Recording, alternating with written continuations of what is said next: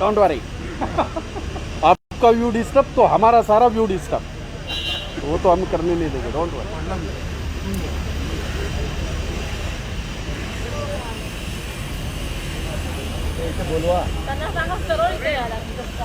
सरळ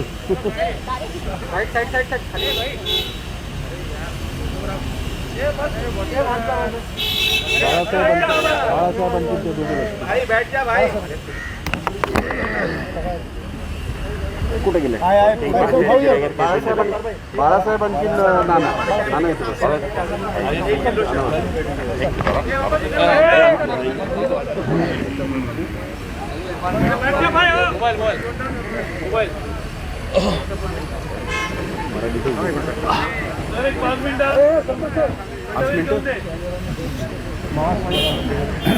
रोल गोल बोल काय? सोनल मॅडम, सोनल मॅडम जे है आइए. संजयच्या बाजूने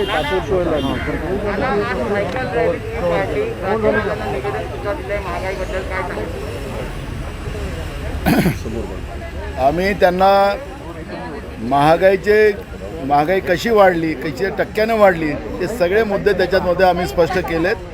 आणि त्याच्यामध्ये या सगळ्या महागाईचा रेशो जो रोज वाढतो आहे त्याच्यामुळे सामान्य लोकांचं जगणं जे मुश्किल झालेलं आहे त्याच्याबद्दलचंही एक भूमिका आम्ही त्याच्यामध्ये मांडली. त्याचप्रमाणे लसीकरणाचा हा महत्त्वाचा एक मुद्दा आहे. आपण पाहतो आहे की आज लसीकरण झालं नाही म्हणून पर्यायानं त्याला लॉकडाऊन करावं लागतं. केंद्र सरकारने कालच प्रधानमंत्र्यांनी सांगितलं की अजूनही कोरोनाचं संकट गेलेलं नाही आणि म्हणून लॉकडाऊन हे अत्यावश्यक आहे आणि म्हणून सरकारला ते नाईलाजानं करावं लागतं. एकीकडे उद्योग डुबलेत, आपण व्यापाऱ्यांची स्थिती पाहतो आहे, लोकांचे रोजगार गेलेत आणि म्हणून लसीकरण त्याच्यामध्ये महत्त्वाचा उपाय आहे. त्याच्याबद्दलचंही एक निवेदन आम्ही त्याच्यामध्ये टाकलेलं आहे. 3 दिवस बंद.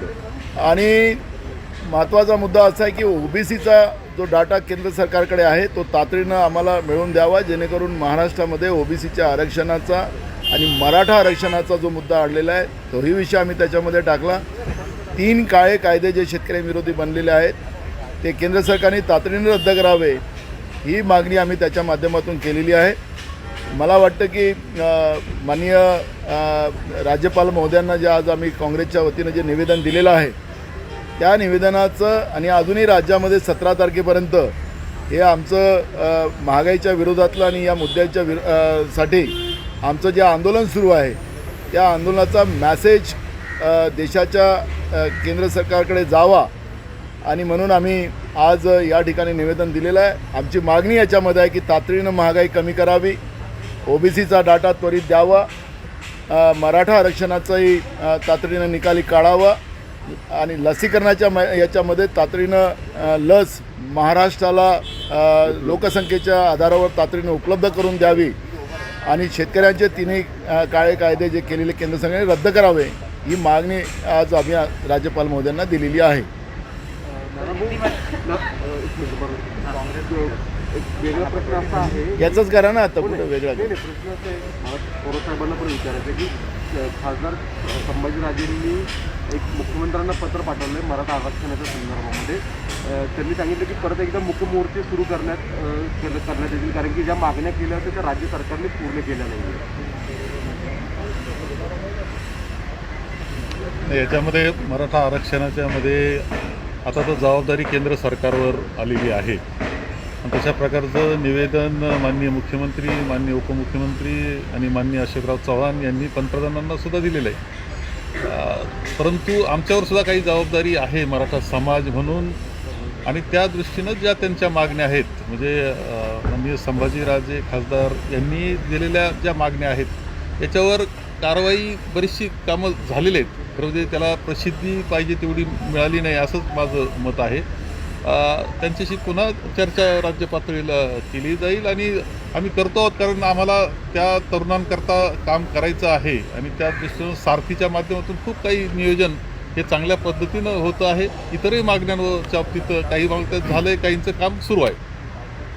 दादा, एकीकडे आंदोलन होत आहे, दुसरीकडे देवेंद्र फडणवीस यांनी टीका केली, सायकल रॅली म्हणजे निव्वळ नौटंकी आहे का? नाही, काँग्रेस हा फक्त नौटंकी करतं असं त्यांचं म्हणणं आहे. तर मग हे किमती ज्या वाढवलेल्या आहेत, दर वाढते आहे, तर त्याचं त्यांना काही काळजी नसेल आणि काँग्रेसनी सायकलवर रॅली काढली तर ती नौटंकी दिसत असेल, तर सामान्य लोकांचं जे जगणं मुश्किल या नरेंद्र मोदीच्या भाजपच्या सरकारनं जे केलेलं आहे, या पद्धतीचं टीका करून जे लोक आज उपाशी राहतात आहेत, ज्या लोकांचं जगणं मुश्किल झालेलं आहे, त्यांच्या जखमेवर मीठ सोडण्याचं पाप देवेंद्र फडणवीस करताय का, हा सवाल त्यांना आमचा आहे. सवालों के साथ ही लोकल गाड़ी की बड़ी समस्या है, लोगों को यात्रा करने को नहीं मिल पा रही है, लोगों का जीना ये पहले ये इशू कर लेते हैं, मैं हिंदी में करता हूँ. हमने माननीय राज्यपाल जी को आज निवेदन जो दिया है, उसमें जो डीजल, पेट्रोल, गैस और एलपीजी का जो कीमतें बढ़ाई गई है वो तुरंत कम करने के बारे में निवेदन दिया है. और ओबीसी का डाटा जो केंद्र सरकार के पास है, जो महाराष्ट्र में ओबीसी के आरक्षण का प्रश्न खड़ा हुआ है, वो तुरंत उसको न्याय मिलने के लिए केंद्र सरकार ने डाटा देना चाहिए. मराठा आरक्षण का भी जो इशू है, जो माननीय सुप्रीम कोर्ट ने केंद्र सरकार के तरफ ही इशारा किया है, वो भी प्रश्न जल्दी छूटना चाहिए. जो 3 काले कानून किसान विरोधी जो नरेंद्र मोदी की सरकार ने बनाई है, वो तुरंत रद्द की जाए. और वैक्सीनेशन जो है, महाराष्ट्र की जनता को ज़्यादा से ज़्यादा लोक संख्या के आधार पर दे. महाराष्ट्र की कैपेसिटी है कि रोज़ 10 लाख लोगों को लसीकरण कर सकते हैं, वैक्सीनेशन कर सकती है. लेकिन हमें जो मिलता है कोटा, कभी 1 लाख मिलता है, कभी मिलता ही नहीं, और कई सेंटर आज बंद है. और इसलिए वैक्सीनेशन के लिए वैक्सीन केंद्र सरकार ने ज़्यादा से ज़्यादा महाराष्ट्र को देना चाहिए, ये मांग हमने की है. और मुझे लगता है कि माननीय राज्यपाल मोदी जी की तरफ से निवेदन सरकार की तरफ जाने के बाद ये सभी बातों को तुरंत निर्णय लिया जाएगा, ऐसा विश्वास हमारा है. अगर केंद्र सरकार ने हमारे निवेदन को उस तरह की मांग पूरी नहीं की तो कांग्रेस यह आंदोलन और तीव्र करेगा, ये भी इशारा हम केंद्र सरकार को देते हैं. सर, आप लगातार संगठन बढ़ाने के लिए काम कर रहे हैं, संघर्ष कर रहे हैं, बोल रहे हैं, लेकिन एनसीपी के नेता शरद पवार को ये पसंद नहीं है और आपके बड़े नेता और जो प्रभारी हैं वो भी आपको छोड़कर मिलने जाते हैं उनसे, तो क्या पूरी की पूरी बॉर्डर उनके हाथ में है? देखो, शरद पवार साहब राष्ट्रवादी के अध्यक्ष है, मैं कांग्रेस का अध्यक्ष हूँ. वो अपने पार्टी बढ़ाना की कोशिश करते हैं, वो उनका अधिकार है. मेरे पार्टी को बढ़ाना मेरा अधिकार है. और कोई शरद पवार साहब हमारे पे नाराज़ नहीं है. बीजेपी को ये जो महाविकास आघाड़ी की सरकार को तकलीफ में लाने की कोशिश बार बार की है. हर बार उसने, जैसे जिस दिन सरकार बनी उसी दिन से उनने कहना शुरू किया 1 महीने में सरकार गिरेगी, 1 महीने में सरकार गिरेंगी. वो उनके साथ जो एमएलए है, उनके साथ कुछ नेता लोग गए हैं, वो भाग ना जाए, इस तरह का माहौल बनाकर सरकार को डिस्टर्ब करने की कोशिश बीजेपी की तरफ से चलती है. और मुझे लगता है कि संगठन और सरकार ये दोनों में फ़र्क होता है. सभी पार्टियां अपने अपने संगठन बढ़ाने की कोशिश करना उनका अधिकार है और उसका किसी को विरोध होने का कोई कारण नहीं. सर, आपने भी बोला शरद पवार महाविकास आघाड़ी के रिमोट कंट्रोल है, ऐसा शायद आपने बोला. तो बिल्कुल है, रिमोट कंट्रोल है. वो हमारे आदरणीय नेता है, हमारे राज्य के बड़े नेता है. सरकार के बाहर है तो रिमोट कंट्रोल का मतलब मायने कुछ और हो जाते हैं. मुख्यमंत्री के पास रिमोट कंट्रोल नहीं है क्या? किसके पास? देखो, ये महाविकास आघाड़ी सरकार बनाने में शरद पवार जी का बड़ा रोल है. और आज मुख्यमंत्री जी हो, बाला साहब जी हो, अजीत दादा हो, तीनों जो चेहरे हैं ये सरकार के, तीनों को मार्गदर्शन आदरणीय शरद पवार जी करते हैं. और उनके ही मार्गदर्शन से सरकार चल रही है, इसलिए वो रिमोट कंट्रोल है. सर, अभी बीजेपी का एक बयान आया है कि एनडीए सरकार जो है कहीं ना कहीं कंफ्यूज है, क्योंकि उनको नहीं पता कि सरकार चला कौन रहा है, सीएम चला रहा है या शरद पवार चला रहा है. तो बीजेपी के इस बयान पर क्या कहेंगे आप? अब बीजेपी को जो भी बोलना है बोलने दो, उनको हम लोग वो सब चीज़ों को हम लोग ख्याल नहीं करते. 5 साल ये सरकार चलेंगी, 5 साल के सरकार में वो कितना भी करे, क्योंकि उनको जो हमारे लोग उधर गए हैं सभी, क्योंकि उनके तो खुद के पार्टी के तो लोग है ही नहीं, उनके विचारधारा के लोग नहीं हैं. उनको वो भागना चाहते हैं वहाँ से, उनको रोकने के लिए ये व्यवस्था बनाई जा रही है. आपने देखा होगा कि विधानसभा में उनके एक बीजेपी के एमएलए बार बार हम लोग राष्ट्रपति राजवट लगाएंगे, राष्ट्रपति राजवट लगाएंगे, ऐसा कोई बोल सकता है विधानसभा में? लोगों को डराते हैं वो लोग। आपने देखा होगा कि भास्कर यादव को कैसे बोल रहे थे कि अनिल देशमुख कर डालेंगे, तो हमने उनको तुरंत जवाब दिया। इस तरह के व्यवहार करने के जिनको संस्कार नहीं, ऐसे लोगों के बारे में हम लोग बात भी करते नहीं। इलेक्शन में आप लोग डर रहे हैं कि स्पीकर की इलेक्शन ओपन तरीके से लिया जाए, सीक्रेट बैलेट ना हो। देवेंद्र फडणवीस खुला आज इल्जाम लगा रहे कि डर रहा है महाविकास आघाड़ी। देखो, राजू जी जब देश के प्रधानमंत्री थे, उन्हें एंटी डिफेक्शन लॉ, पक्षांतर विरोध कानून जो लाया था, उसके आधार पर देश के सभी विधानसभाओं ने, देश की लोकसभा ने, राज्यसभा ने और हमारे महाराष्ट्र के विधान परिषद ने भी इस कानून में बदलाव किया है। सिर्फ महाराष्ट्र की विधानसभा का उसमें वो कानून में बदलाव नहीं हुआ है। वो बदलाने का वो उस कानून के आधार पर वो बदलने की ज़रूरत थी और राज्य सरकार वो बदल रही है, तो उसमें डर की बात और ये नहीं है कोई हम कोई अलग कर रहे हैं, ऐसी तो कोई बात नहीं है।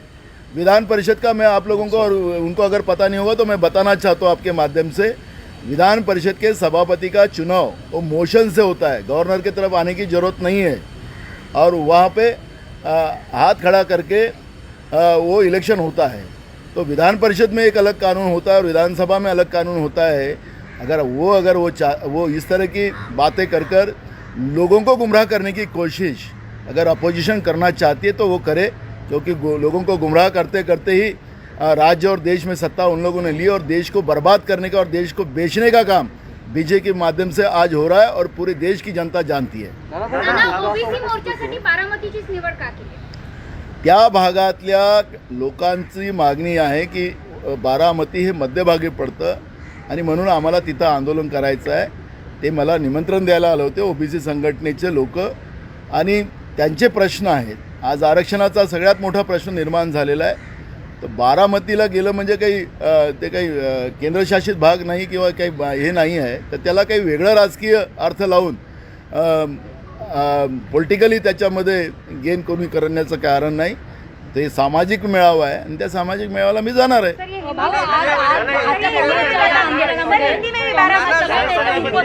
मात्र विजय वडेट्टीवार या आंदोलनात नव्हते, ते मुंबईत येतानाची कल्पना नव्हती का? विजय वडेट्टीवार का आले नाहीत हा जो भाग आहे, मी सगळ्यांना निमंत्रण दिलं होतं। काय आता काही अडचणी असेल, काही बैठक त्यांनी असेल, म्हणलं की मला याची कल्पना नव्हती। ठीक आहे, आमच्या ऑफिसला विचारतो की सगळ्यांना माहिती दिली की नाही। हां, बारामती वाला हिंदी में ओबीसी समाज के आरक्षण का इशू जो केंद्र अपने सुप्रीम कोर्ट के आदेश के आधार पर जो हुआ है, निरस्त हुआ है और उसके आधार पर ओबीसी समाज में एक मुसीबत जो आई है, उसके आधार पर ओबीसी समाज के लोग इकट्ठा आने के बाद आने की कोशिश कर रहे हैं और उसमें उनको न्याय मिले वो उनकी कोशिश चल रही है। तो पुणे डिस्ट्रिक्ट के ओबीसी समाज के कुछ लोग मेरे पास आए थे। उन्होंने कहा कि बारामती ये सेंटर गिरता है और वहाँ पर सब लोगों को आने की सुविधा हो सकती है और इसलिए हम लोग बारामती में वो अधिवेशन ओबीसी का लेना चाहते हैं। आप तो वो मेरे को निमंत्रण देने आए थे, तो मैंने उनको कहा कि ठीक है मैं आता हूँ और उसके लिए कोई गलत है ऐसा अगर किसी को लगता है तो मुझे नहीं लगता कि कोई गलत है। मोर्चा काढणार आहे। मोर्चा ओबीसी समाजाच्या अधिकाराचा आहे। तिथं म्हणजे कोणाच्या येतं नाही, केंद्र सरकारच्या विरोधात आहे तो, कारण की ते आकडे देत नाही, त्याच्यामुळे केंद्र सरकारच्या विरोधातलं ते मोर्चा आहे। त्याच्यामुळे त्याला कोणी गैर घेत असेल तर तो त्यांचा प्रश्न आहे। नाना, आज मुंबईत राज्यातल्या घटक पक्षांची बैठक आहे, महाविकास आघाडीतल्या। राज्यात सुद्धा तिसरी आघाडी तयार होईल का अशी चर्चा आहे। यामध्ये जयंत पाटील, अबू आझमी आणि हितेंद्र ठाकूर आणि इतर नेते सुद्धा उपस्थित असणार आहेत। त्याच्यामुळे काही नाराजी आहे घटक पक्षांमध्ये तिसऱ्या आघाडीच्या चर्चा। बघा, ते आमच्या या महाविकास आघाडीचे सगळेजण घटक आहेत आणि बाळासाहेबही त्यांची मीटिंग घेतात, जयंत पाटीलही घेतात। हे सगळे नेते त्या लोकांना त्यांच्या अडचणी, त्यांचे कामं, त्याच्यासाठी त्या मिटिंगा घेतात। त्याला अदरवाईज घेण्याचं कुठलंही कारण नाही। छगन भुजबळांनी आज भेट दिलेली आहे, सागर बंगल्यावरती देवेंद्र फडणवीसांची भेट घेतलेली आहे। ओबीसी आरक्षणासंदर्भात हवी ती मदत करू असं आश्वासन आता देवेंद्र फडणवीस यांनी। बघा, महाराष्ट्राच्या महाविकास आघाडी सरकारला ओबीसी आरक्षणाबद्दलची चिंता आहे। राजकारणाच्या पलीकडे जाऊन ओबीसी समाजाला आरक्षण मिळालं पाहिजे ही भूमिका सरकारची आहे. म्हणून सरकारचे मंत्री छगन भुजबळजी, कारण की केंद्र सरकारकडे डाटा आहे आणि केंद्र सरकारकडचा डाटा मिळवायचा असेल तर भाजपचे महाराष्ट्रातले जे कोणी नेते असतील त्यांना भेटलं आणि त्यांच्याकडून तो डाटा काही सरळ आम्हाला देऊ शकत नाही.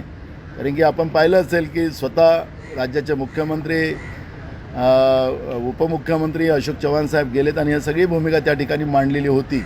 पण अजूनपर्यंत केंद्र सरकारचा कुठलाही रिप्लाय त्याच्यामध्ये आलेला नाही. आणि म्हणून भुजबळ साहेबांच्या वतीनं सरकारचा जो प्रयत्न आहे की केंद्र सरकारने ओबीसी समाजाचा डाटा तातडीने दिला तर ओबीसी समाजाचा आरक्षणाचा प्रश्न सुटेल ही भूमिका घेऊन प्रामाणिक राजकारणाच्या पलीकडे जाऊन ही भूमिका घेण्याचं काम महाविकास आघाडी सरकार करते. थँक्यू. धन्यवाद सर्वांचा. धन्यवाद. त्याच्यातला वाद फक्त लक्षात ठेवू.